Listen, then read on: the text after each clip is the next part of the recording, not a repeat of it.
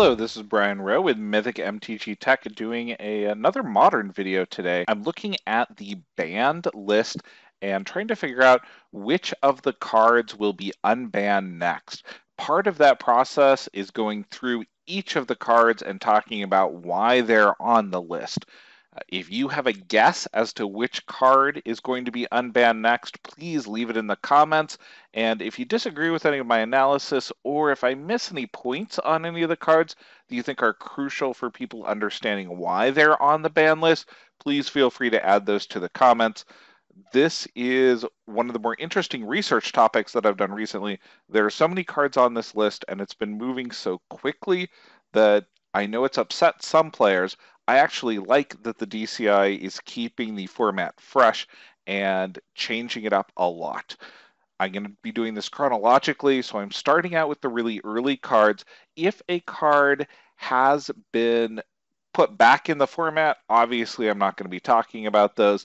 Bitter Blossom, Golgari Grave Troll, and even Valakut have not proven themselves to be overpowered. And I think there's some other cards on this list that could possibly be unbanned. Let's look at Jace and Stoneforge Mystic first. Jace and Stoneforge Mystic are powerhouses in Vintage and in Legacy. Stoneforge Mystic being more on the Legacy side, and Jace being pretty much any format out there. They've never gotten a chance to play in Standard, and I don't feel bad about that at all. Jace is one of the most miserable cards to lose to. It is just no fun. I don't know if it's overpowered in Modern. Modern has a lot of ways to deal with Jace currently, although Bloodbraid Elf is out of the environment, and that's probably one of the best ways to deal with Jace. Jace doesn't actually win you the game right away. We have some interesting combos, and we've got cards like Cavern of Souls that allow people to get around those blue control decks. I don't think Jace would actually be overpowered. I don't think they want to put him in the environment, though, because of how little fun everyone had when Jace was dominating the environment. Now, Stoneforge Mystic, on the other hand, I do think is overpowered. Stoneforge Mystic is Demonic Tutor to go get any equipment and then get that in past counter spells, reducing its casting cost to 2, basically. This guy is super powerful. Even without Batterskull around, the ability to play a bunch of One of Swords and get the answer to your opponent's deck just cripples fair decks. It's not that great against combo decks, although it can get you a life linker that makes it difficult for some combo decks to go off.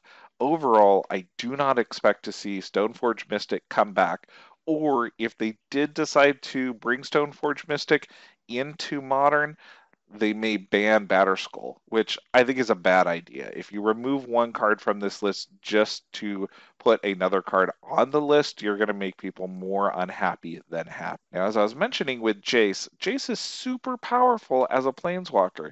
He's got Brainstorm pasted onto him, and Brainstorm is the most powerful card in Legacy.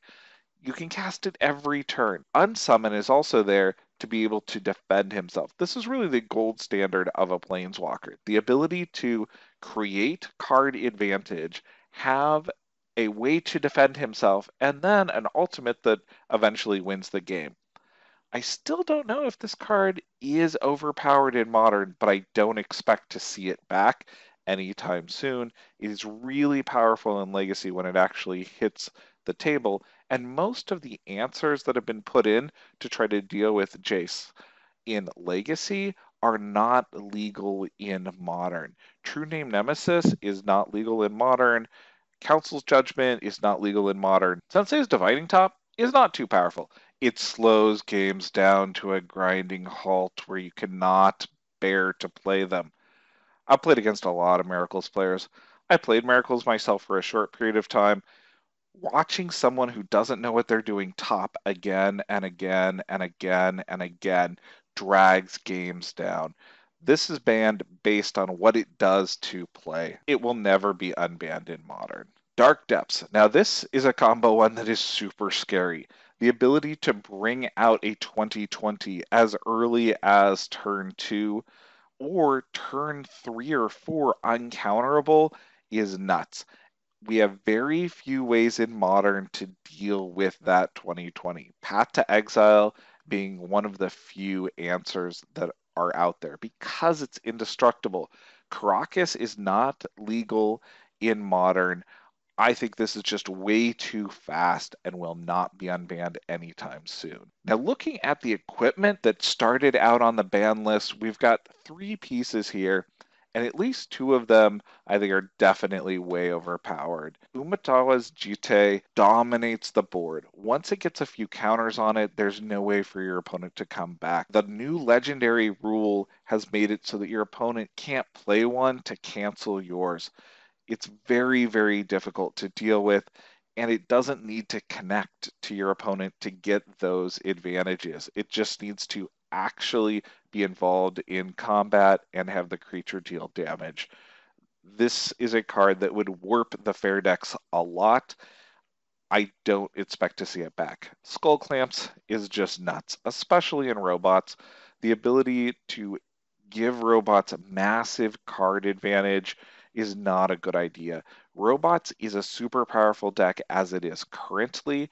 It doesn't need a massive card advantage and a second way to really pull out games. Now, Sword of the Meek and Thopter Foundry really have some interesting synergy to them that slows down burn decks and creates an interesting loop here where you can gain a bunch of life, reuse this combo again and again. Sword of the Meek, I'm not sure is actually too powerful. This is one of those cards that I think could be played in Modern, especially given the amount of artifact hate that people are packing currently for robots. I don't think it would warp the format, but obviously if it was unbanned, I would play test it a lot. Glimpse of Nature is an incredible card. At the 1 casting cost level, it would take Elves, which is already a strong deck, and throw it over the top. In Legacy, it is incredible. It is one of the best win conditions out there. You can often also just value Glimpse for 1 or 2 cards to get ahead.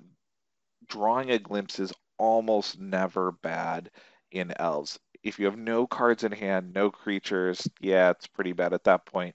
But otherwise, it is an incredibly powerful card that I don't expect to see back given how powerful it is in Legacy, especially when you look at Legacy at the pre-dig through time period before this like blue reign of terror that is going on in Legacy.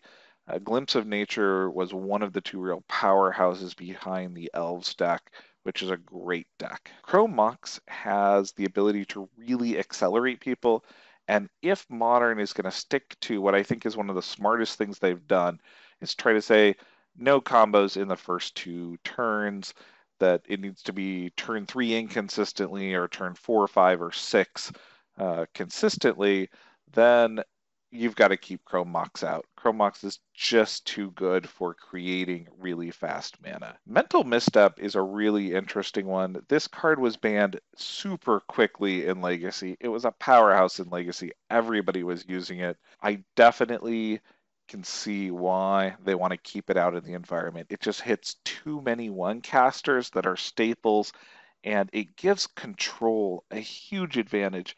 I know aggro decks can play it too, but being able to snap this back is amazing. I've done that several times in Vintage. It's super powerful. It warps formats. Ancestral Visions, the last time I saw arguments to bring this card back were when Treasure Cruise was legal, saying it's weaker than Treasure Cruise. And honestly, it's weaker than Treasure Cruise, but it's still nuts. It gives the control decks a huge advantage when they get to turn 4, when they take off that last suspend counter. They just have to hold on by the skin of their teeth and then be completely refilled. It stops the attrition strategies, kind of your 8-rack or Pox decks, cold. This card is just overpowered. I hope they never unban it. Now, Hypergenesis is one that we really haven't seen at all because it was banned at the beginning, and there are very few decks in Legacy that have really tried to take advantage of it.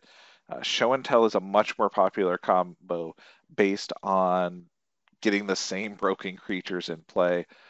what would happen is we would see these cascade decks that cascade into it, and then people dropping their entire hand. That could be done extremely early on. I don't see Hypergenesis being unbanned anytime soon because of its interaction with Cascade. Robots, I've mentioned earlier, and all of these cards make robots better.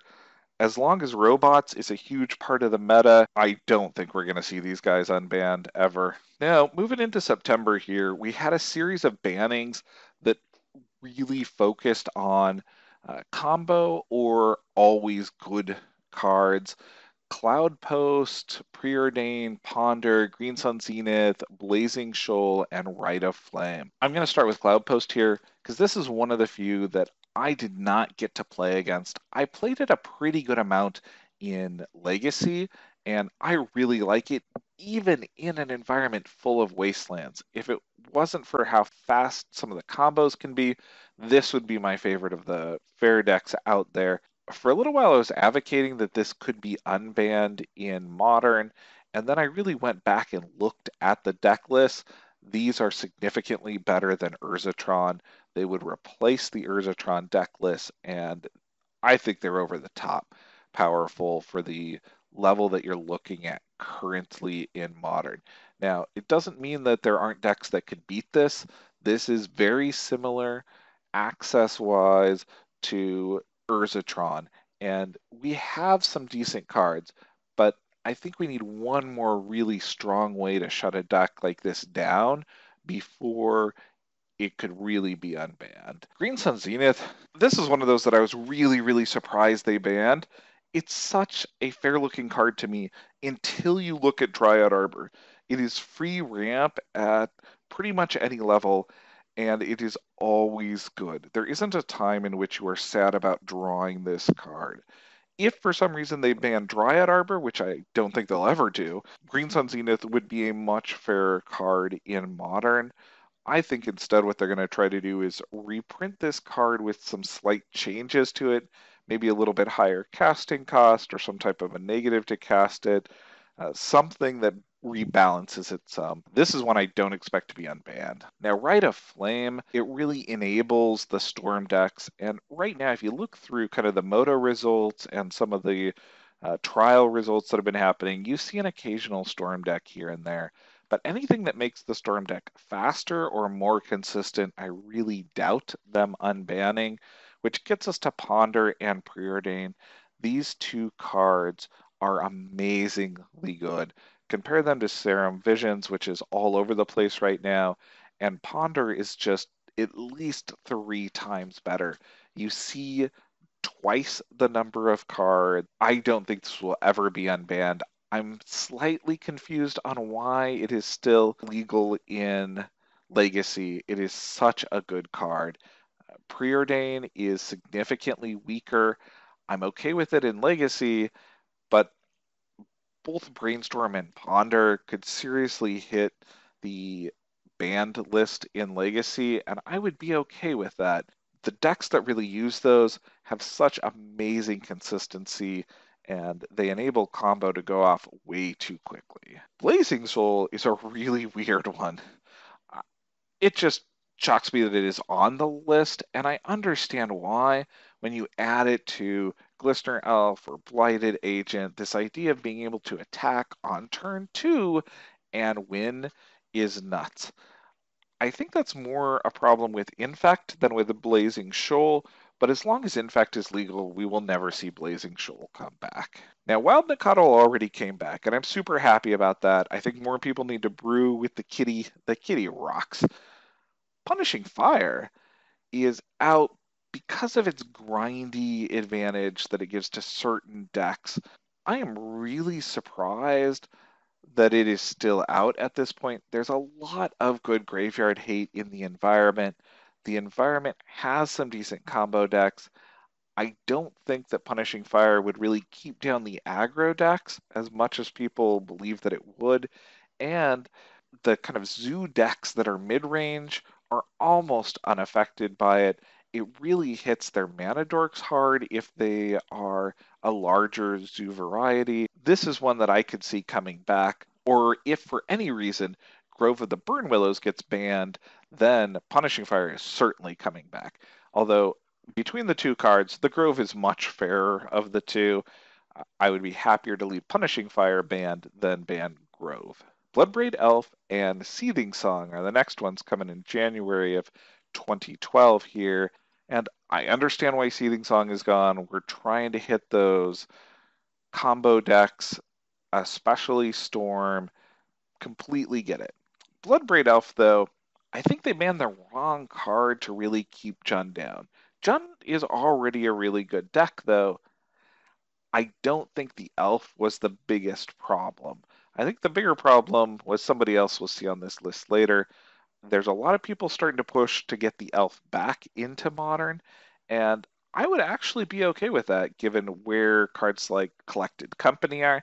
I think it plays on the same axis and is similar in power level. Second Sunrise should never be unbanned. This card is miserable to watch people spend hours grinding through attempting to assemble a combo that they've got. It's just the non-interactive type of Magic I never ever want to see. Is the card too powerful? Well, yes. In the Eggs deck, where you're able to return cards again and again from your graveyard, it clearly was too powerful. It's also bad for Magic. It's non-interactive, long, grindy turns that even for me, somebody who loves chess and loves looking at the intricacies of a difficult endgame, watching those turns makes me want to cry. So happy this card is banned. Deathrite Shaman, the one casting cost Planeswalker. This is what made Jund amazing.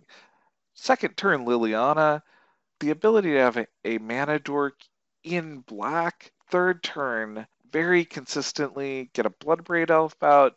I think they did the right thing in pulling Deathrite Shaman out of the environment. It hurt me a lot. I had a set of Japanese and a set of foil Deathrite Shamans. I thought this card was great. I knew at the time that it was too good for Modern. With Deathrite Shaman out, though, I think Bloodbraid Elf could have a reasonable chance of coming back. Treasure Cruise and Dig Through Time. Ooh, I don't know what Wizards was thinking. They were clearly trying to push the envelope of blue cards and create some excitement. They did that. They just went over the top. Treasure Cruise is banned in Legacy also and is way too powerful and should never come back. Dig Through Time should be banned in Legacy. It is creating a real imbalance, and I am happy to see it gone from Modern. Very, very good choice from Wizards. I'm happy to see both of these stay banned. I don't think we'll see either unbanned for a long period of time. Birthing Pod. This is an interesting one. I actually thought this was a pretty fair card. Very powerful. Maybe I'm partial towards green here. Maybe my green side is coming out. I don't expect to see it back, but most of the decks that Birthing Pod was in have actually evolved to use Collected Company and attack on a very similar axis. They're slightly more aggro now and less combo based, which I actually like. They have similar utility packages though. I don't miss Birthing Pod. I'm not sure it was too powerful when it was banned, but it really shook things up in Modern, and I'm okay with bannings that do that, that change that playscape in Modern. If it came back again in 2 or 3 years, that would not hurt my feelings either. I just think there's going to be enough time without it in the environment that the environment evolves and learns how to play some different strategies before it ever comes back. Now, what would you unban? What do you think should be unbanned? Thank you guys. If you could cascade into that subscribe button, I'd greatly appreciate it. I'm getting close to 10,000 subscribers, and then I'm going to be heading down to LA to check out the YouTube space down there. If there's any fans in the area, I'm also going to try to set up a meetup when I'm down there. Thank you to everybody over on Patreon. If you want to help create amazing videos, please consider donating to the channel. I would greatly appreciate it. We've got a few more Modern videos coming out this month, and next month is going to be a little bit of EDH, a lot of Legacy, and a lot of videos. Take care.